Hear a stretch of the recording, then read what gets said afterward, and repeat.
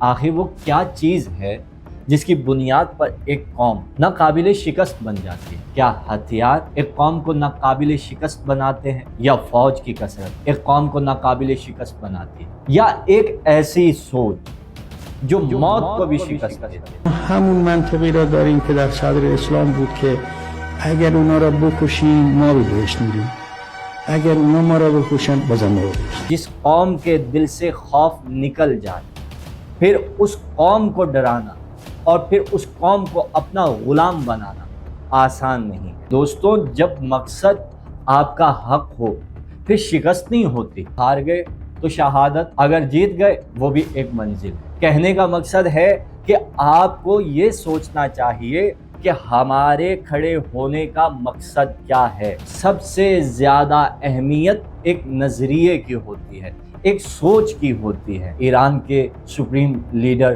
آیت اللہ مجتبیٰ خامنائی منتخب ہو گئے۔ ہم سب امید کرتے ہیں کہ آنے والے دن ہم سب کے لیے آسان ہوں گے۔ السلام علیکم ناظرین، امید کرتا ہوں آپ سب خیر و عافیت سے ہوں گے۔ ناظرین، کبھی آپ نے اس بات پر سوچا، دھیان دیا کہ کون سی چیز ایک قوم کو ناقابل شکست بناتی ہے؟ آخر وہ کیا چیز ہے جس کی بنیاد پر ایک قوم ناقابل شکست بن جاتی ہے؟ کیا ہتھیار ایک قوم کو ناقابل شکست بناتے ہیں، یا فوج کی کثرت ایک قوم کو ناقابل شکست بناتی ہے، یا ایک ایسی سوچ جو موت کو بھی شکست دیتی ہے؟ الحمدللہ ہماری تاریخ تشیع میں ایسے مضبوط اور ایسے طاقتور رہنما گزرے ہیں جنہوں نے بہت ہی زیادہ مضبوط منطق بیان کی۔ آپ یہ ویڈیو ملاحظہ کیجئے۔ ما همون منطقی را داریم که در صدر اسلام بود که اگر اونا را بکشیم ما به بهشت میریم، اگر اونا ما را بکشن بازم ما به بهشت. آیت اللہ خمینی نے اپنے زمانے میں کہا تھا،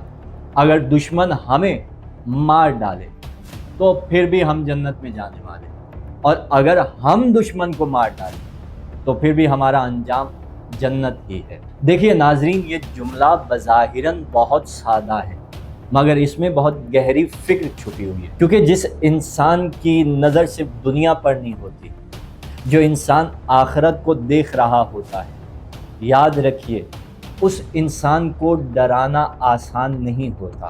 دشمن کا سب سے بڑا ہتھیار کیا ہوتا ہے؟ دشمن کا سب سے بڑا ہتھیار ہوتا ہے خوف۔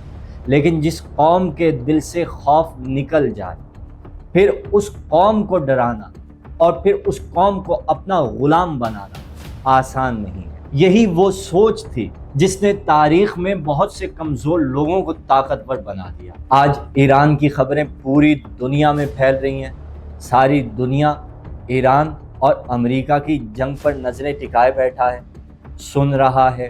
مجھے بتائیے، یہ وہی نظریہ تھا جس کی وجہ سے آج ایران تمام عالم انسانیت پر ظاہر ہو چکا۔ دوستوں، جب مقصد آپ کا حق ہو پھر شکست نہیں ہوتی۔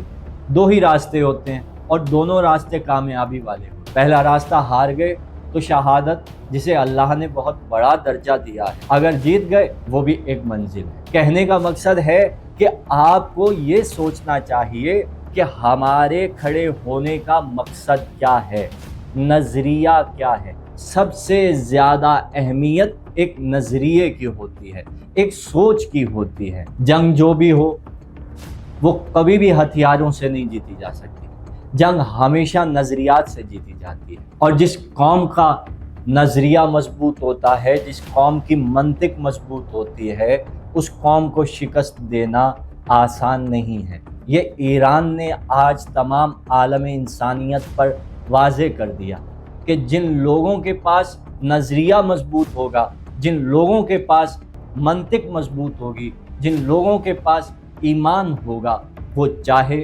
جس وقت جس طاغوتی طاقت کے سامنے کھڑے ہو جائیں انہیں کوئی روک نہیں پائے۔ اور آج آپ کو معلوم ہوا ہوگا کہ ایران کے سپریم لیڈر آیت اللہ مجتبیٰ خامنائی منتخب ہو گئے۔ ہم سب امید کرتے ہیں کہ آنے والے دن ہم سب کے لیے آسان ہوں گے، اور آنے والے یہ سپریم لیڈر بہت ہی زیادہ اچھے اقدام کریں گے۔ والسلام۔